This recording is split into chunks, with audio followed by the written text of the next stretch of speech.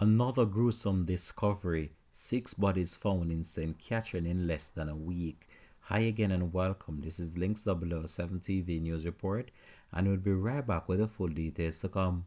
Welcome to Links 007 TV News Report, providing you with the best in local and international news updates. This is a place where you can get the most reliable and informative news information. Links 007 TV News Report. Welcome back and thanks for joining us. This is Links 007 TV News Report. A decomposing body was found in bushes along a section of the Edwards-Yaga Highway, close to the entrance of the Mandela Highway by the police on Saturday. Reports are that, close to midday, a team of officers were conducting a spot check in the area when they stumbled upon the remains.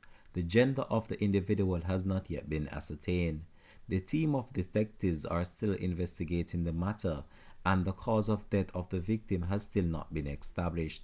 The discovery brings to 6 the number of bodies found in various sections of St. Catherine by local authorities in the last 5 days. The discovery on the Edwards-Yaga Highway comes 3 days after the remains of 2 men were found in a Toyota Probox motor car along Portmore Villa Boulevard off Dyke Road in a section of St. Catherine.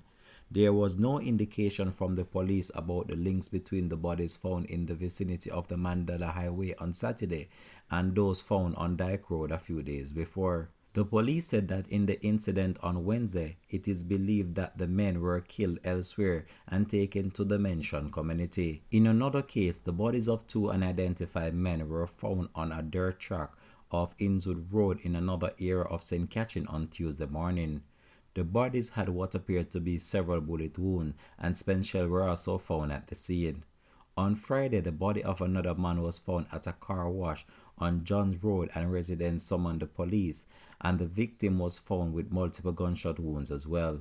Prime Minister Andrew Holness on Friday declared a state of emergency in the parish of St. Catherine amidst the flare-up of violence in Spanish Town.